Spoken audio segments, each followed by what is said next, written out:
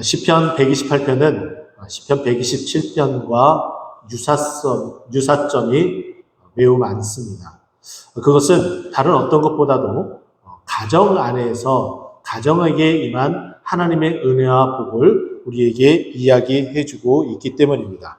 제 이 말은 자녀에 대한 이야기뿐만 아니라 더 나아가서 오늘 본문 말씀은 그 아내에 대한 이야기를 더해주고 있고 그것은 또 아내뿐만 아니라 지금 옆에 있는 사랑하는 남편, 또 가정에 있는 지금 우리 사랑하는 남편들을 또 위한 또 말씀이기도 하고요. 또 더 나아가서는 지금 이미 손주를 보신 분도 계시지만 앞으로 손주를 보게 될 분들에게도 하나님의 그 은혜와 그 복이 어떻게 펼쳐지는지에 대해서 우리에게 말씀을 해주고 있습니다. 이 장구한 복이 여러분의 인생에 살아가며 성전에 올라오며 계속해서 누리는 여러분들이 되었으면 좋겠습니다. 오늘 본문 말씀은 1절과 4절 말씀을 통해서 동일한 이야기를 해주고 있습니다. 그래서 앞부분의 두 가지 내용, 또 뒷부분의 두 가지 내용인데 앞부분을 보게 되면은 여호와를 경외하는 자라는 말을 동일하게 해주고 있고 또 앞부분은 특별하게도 그 앞에 그 얘기를 걷는 자마다라는 표현을 쓰고 있습니다.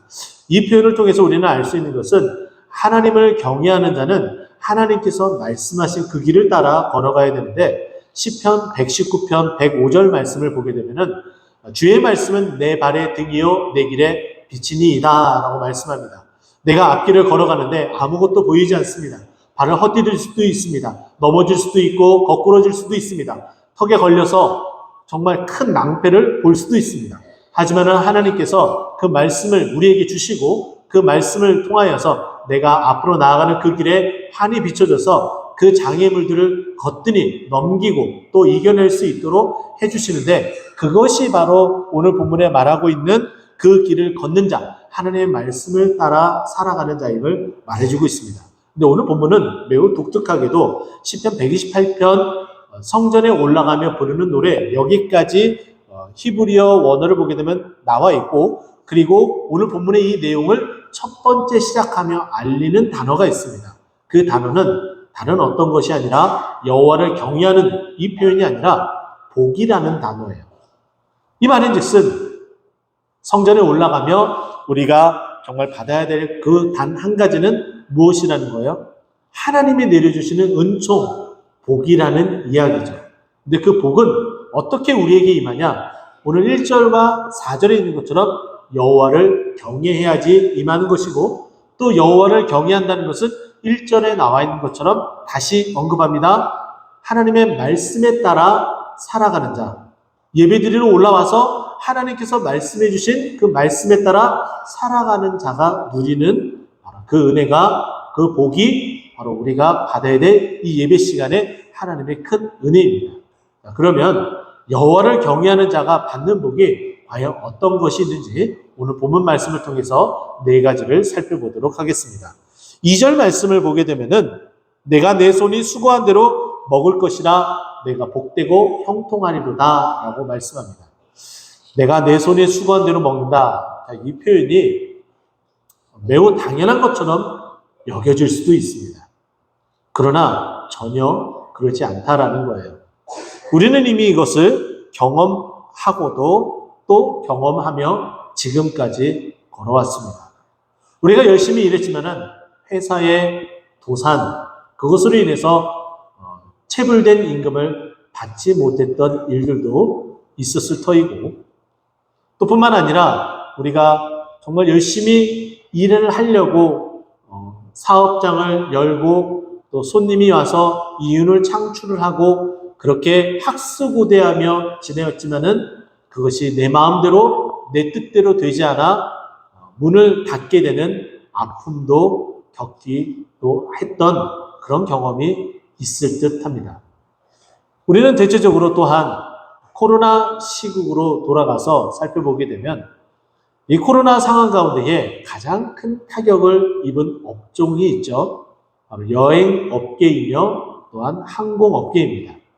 이 항공업계에 계시는 분들 고임금을 받으며 전혀 망할 것 같지 않았었던 내 직장 그러나 전혀 비행기가 뜨지 못하고 여행업계가 정말 줄도산에 이르며 더 이상 이윤을 회사가 창출하지 못하니까는 무급휴직에 이르게 되고 정말 이만저만 힘들고 어려운 나날을 보냈었던 그 일들을 우리는 기억할 겁니다.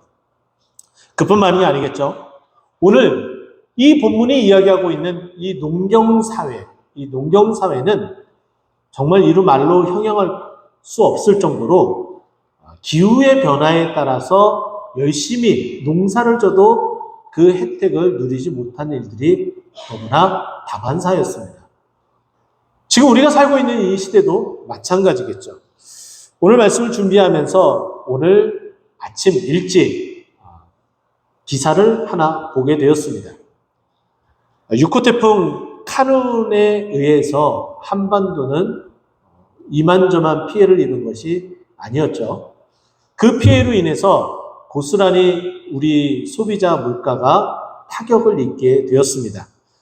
한 달 새에 무려 배추 도매가의 그 가격 인상률은 160%나 다달했고 또 무 도매가는 127%나 올랐다라고 기사는 말해주고 있습니다.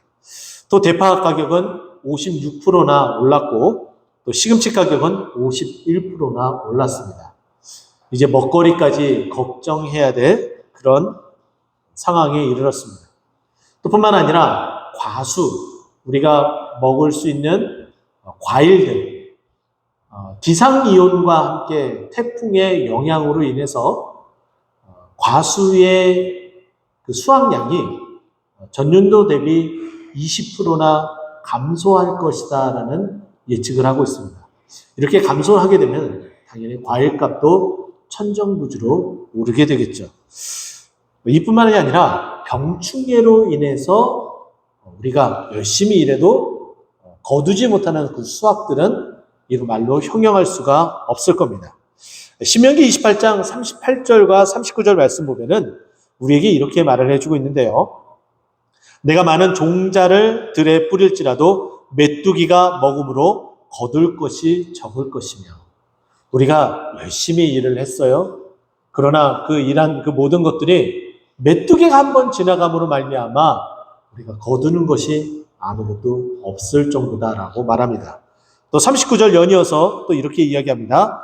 내가 포도원을 심고 가꿀지라도 벌레가 먹음으로 포도를 따지 못하고 포도주를 마시지 못할 것이며.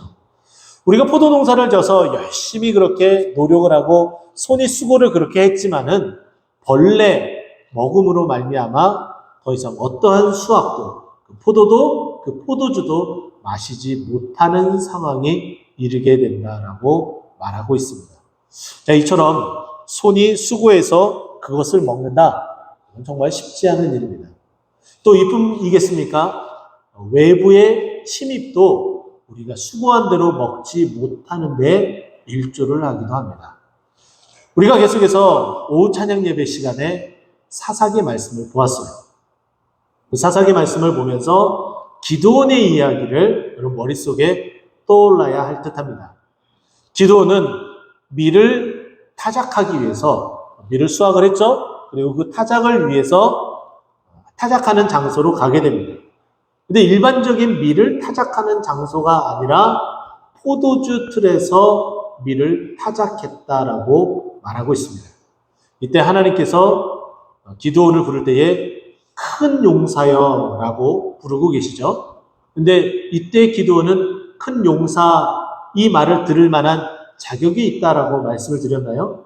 전혀 없다고 했죠. 왜요?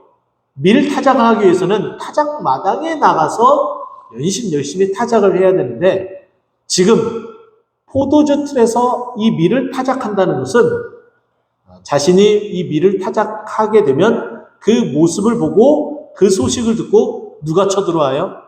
미디안 족속이 쳐들어와서 내가 타작한 그 밀을 다 뺏어가게 되면 어떡하나 라는 그 걱정 때문에 숨어서 타작하는 것이기 때문에 이 기드온은 큰 용사다라는 말을 들을 자격이 없는 사람이다. 그런데 하나님께서 큰 용사로 부르셨다. 그것은 하나님이 기드온을 큰 용사로 만들어 주신다. 이런 말씀을 나눴어요. 이때 여기에 해당되는 이 외부의 침입들, 우리가 아무리 열심히 일을 하고 노력을 한다 할지라도 외부에 작용되어지는 어떠한 힘에 의해서 우리는 열심히 일을 해도 우리가 그 수고한 대로 먹지 못하는 일이 발생하게 됩니다. 참 안타까운 일이죠. 열심히 일했는데 병이 나서 병원비로 많은 돈을 지출하게 되는 일들, 열심히 일했는데 사고가 나서 그 사고 처리 비용으로 소진되어지는 내 재화들, 이런 일들이 우리가 아무리 열심히 일을 해도 그 수고한 대로 먹지 못하는 일이 이렇게 발생하게 됩니다. 자, 그런데 놀랍게도 오늘 뭐라고 이야기를 해요? 여호와를 경외하는 자는 어떻게 된다고요? 내 손이 수고한 대로 어떻게 된다고요? 먹을 것이다 라고 말하고 있습니다. 여러분, 열심을 다하십시오. 세상 가운데 나가서 그 직임을 다하시기 바랍니다. 그 전에 우리는 무엇을 해야 돼요? 하나님을 열심히 섬겨야겠죠. 그렇게 하나님을 열심히 경외하고 섬기고 또 세상에 나가서 열심히 일을 할 때에 하나님을 열심히 섬기는 그 일들로 인해서 하나님께서 우리에게 어떤 은혜를 주신다고요? 우리 손이 수고한 대로 먹을 수 있도록 만들어주시겠다라고 이야기를 합니다. 그리고 복되고 또 어떻게 된다고요? 형통하게 해주시겠다라고 말씀을 하고 있습니다. 우리의 직장 생활, 우리의 사업장, 우리가 하는 그 모든 일들을 하나님이 복되고 형통하게 하셔서 먹고 누리고 평안하게 누릴 수 있도록 해주시는 그 은혜, 여호와를 경외하며 누리시는 우리 모두가 되기를 간절히 축원드립니다. 두 번째는 내 집 안방에 있는 내 아내는 결실한 포도나무 같고 내 식탁에 둘러앉은 자식은 어린 감람나무 같다라는 표현을 하고 있습니다. 이 말은 즉슨 우리 가정이 힘을 얻게 되고 더 부유하게 된다라는 거예요. 여호와를 경외하게 되면 이와 같은 은혜를 입게 되어져 있어요. 우리가 지난주에 말씀을 봤죠? 젊은 자의 화살에, 젊은 장수의 그 화살통에 화살이 가득한 자는 복이 있다라고 이야기를 했어요. 자, 그 말인 즉슨 장수에게 그 화살이 많다는 것은 또 그 이 시대에 그 가정의 인구, 사람이 많다는 것은 부를 상징합니다. 그리고 권력을 상징해요. 힘을 상징해요. 우리가 알고 있는 것처럼 아브라함이 집에서 길리운 자가 318명이나 됐습니다. 이 318명이나 됐다는 것은 엄청난 부를 가지고 있고 힘을 가지고 있는 자다라고 말씀을 드렸어요. 그렇기 때문에 전쟁의 소용돌이 가운데에 조카 롯이 잡혀갔을 때에 그렇게 쫓아가서 그 조카 롯을 구해올 수 있는 그 힘이 어디에 있었다고요? 부리는 사람이 많았었기 때문이에요. 그 가족의 그 구성원이 많게 되면 그만큼 자기 부족의 힘이 강하게 된다는 거예요.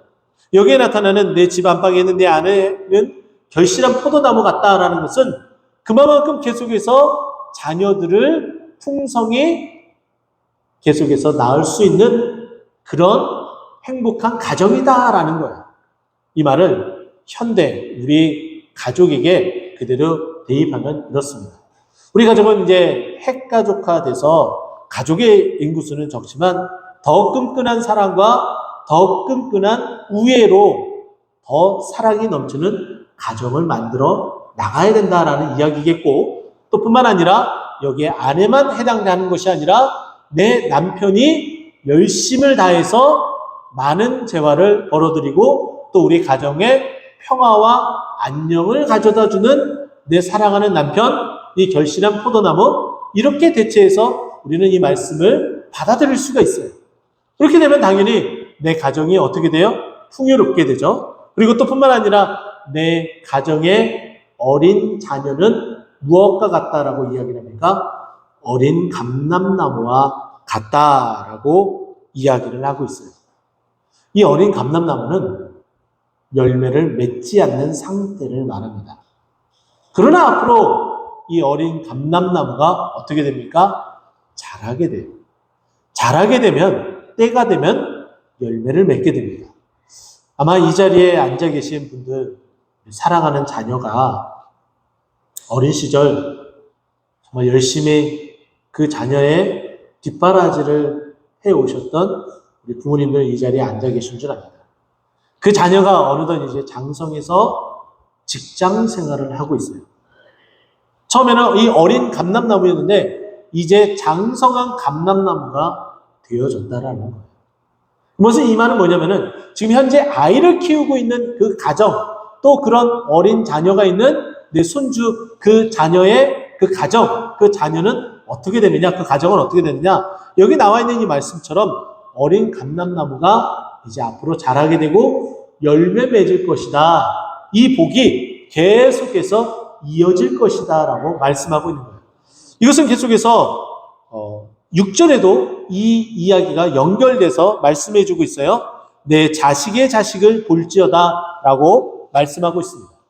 내 자식의 자식을 본다라는 것은 장수에 대한 의미도 있지만은 이 말인즉슨 여호와를 경외하는 이 은혜가 나로부터 내 자식에서 내 손주에 이르기까지 계속해서 대를 이어서 믿음 생활하는 믿음의 명문 가정을 이루겠다라는 말씀이기도 하고, 또 내가 받은 그 은혜, 축복, 내 자녀에게 그것이 이어지고 또 내 자녀에게 이어졌었던 그 은혜와 축복이 내 손주에게도 그대로 이어진다. 그 어린 감람나무가 이제 장성한 감람나무가 되고 또 다른 어린 감람나무를 낳게 된다. 이렇게 해석을 할 수가 있는 거예요. 그러면 여호와를 경외하는 그 은혜와 그 복이 어디까지 미쳐진다는 거예요? 계속해서 대를 이어서 내 자녀에게 이어지고 또 열매 맺게 되고 풍성함을 누리게 되고 부유함을 누리게 되어 내 가정이 평안하고 부유하고 복을 누릴 수 있다라고 말하고 있는 거예요. 근데 그것이 무엇으로부터 기인한다고요? 여호와를 경외할 때. 여호와를 경외하며 우리 가정이 이와 같은 은혜와 복을 누리는 그 은혜와 복이 내 자녀에게까지 미쳐지게 되는 놀라운 은혜를 누리는 우리 모든 가정 되기를 간절히 축원드립니다. 세 번째는 이 여호와를 경외하는 이 가정이 우리들이 또 어떠한 복을 누리게 되느냐, 여기 5절 말씀에 우리에게 이렇게 말씀을 해주고 있어요. 여호와께서 시온에서 내게 복을 주실지어다. 너는 평생에 예루살렘의 번영을 보며. 자, 요즘 교회의 모습을 보게 되면 세상과 크게 다르지 않는 모습을 볼 수가 있습니다. 그럼 좀 안타까운 부분이에요. 빈익빈 부익부라는 말들을 우리는 많이 하게 되죠.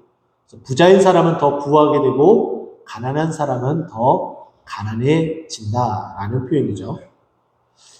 대형 교회들은, 또 큰 교회들은 점점 더 그 교세가 확장되어지는 추세에 이르게 되고, 또 그렇지 않는 작은 교회들은 점점점 성도들이 떠나가며 교회의 힘이 약화되어지고, 또 개척한 지 얼마 안 된 교회는 더 이상 부흥하지 못하고 제자리 걸음을 하다 결국은 교회의 문을 닫게 되는 그런 일들까지 우리는 많이 듣고 또 보게 됩니다.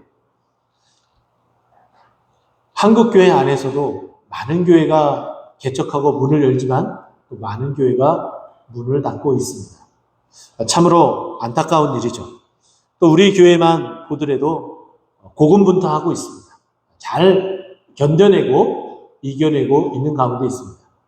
또 교회를 제일 처음 이렇게 창립 예배를 드리고 교회를 만약에 이사를 하게 되면은 입당 예배를 드리게 되는 경우를 많이 보게 되죠. 또 그 입당 예배를 통하고 또 시간이 지난 후에 교회가 성장하고 부흥하게 되면 교회를 또 건축하고 또 새로운 교회에 들어가서 새롭게 또 시작하게 되면 그 교회의 헌당 예배를 드리게 됩니다. 제가 알고 있기로는 아직 우리 교회는 헌당 예배를 드리지 못한 것으로 알고 있습니다. 앞으로 우리가 해야 될 과제이기도 합니다. 자, 그런데 오늘 본문 말씀을 보세요. 이 교회의 부흥은 어디에 달려 있다고요? 우리의 노력, 우리의 헌신, 네, 그것도 포함이 됩니다. 하지만은 정작 가장 중요한 것은 무엇이라고요? 여호와를 경외하는 거예요. 5절 말씀이 그것을 이야기합니다. 너는 평생에 예루살렘의 번영을 보며 우리는 오랫동안 신앙생활을 하며 한 교회를 섬기며 하나님께서 허락하신 이 교회가 어떻게 자라나고 어떻게 부흥하게 되고 어떻게 변화하게 되는지 우리는 그것을 볼 수 있도록 하나님께서 은혜를 내려주신다는 거예요. 한 교회에 오래 있으면서 교회가 계속 곤두박질 치는 것을 보는 그 안타까운 그 심정을 더 이상 보지 않고 이제는 어떻게 하시겠다고요? 이 예루살렘의 번영을 보게 해 주시겠다라고 말씀해 주시고 있어요. 그리고 더 나아가서 어떤 일이 벌어져요? 그 시온에서 여호와를 경외하며 교회 와서 예배드리고 헌신하고 또 그것으로 말미암아 하나님께 주시는 그 은혜와 복이 어떻게 우리에게 임한다고요? 그 복이 교회로부터 하나님께서 임재하시고 하나님께서 역사하시고 하나님께서 주인 되시는 그 교회에서부터 그 복이 임한다라고 우리에게 말씀하고 있습니다. 근데 이 일은 교회가 존재할 때만 가능해요. 우리 교회가 장구히 존재하기 위해서는 가장 필요한 것은 끊임없이 하나님과의 교제가 지속되어져야 됩니다. 하나님과의 그 교제는 예배를 통해서 가능합니다. 그래서 제가 여러분과 함께 만나 이제 예배드리기를 시작한 지 이제 1년이 조금 넘게 되었습니다. 동토는 꽃동산교회의 이름을 바꾸기 시작하여 계속해서 이 예배를 멈추지 않고 전진하기 시작한데도 이제 곧 있으면은 1년이 다가오기 시작합니다. 제일 처음에는 오후 찬양 예배를 시작하게 되었고요. 그리고 새벽 예배를 시작하게 되었죠. 그리고 나서 금요 기도회, 그리고 나서 수요 경배와 찬양을 하게 되었습니다. 차츰차츰 하나씩 예배하기 시작했고 그 예배를 멈추지 않았고 그 예배를 통하여서 우리는 하나님의 말씀을 듣고 위로를 받고 은혜를 받고 힘을 얻어서 이전에 보지 못했었던 분들도 나오기 시작했으며 함께 힘을 얻어 함께 예배하며 우리가 힘들고 어려운 이 나날들을 함께 믿음으로 같이 이겨내고 있습니다. 이것이 은혜예요. 이것이 복이에요. 이것이 예루살렘이 번영하고 있는 그 시발점, 그 시초의 그 모습, 그 자리에 있다는 것이죠.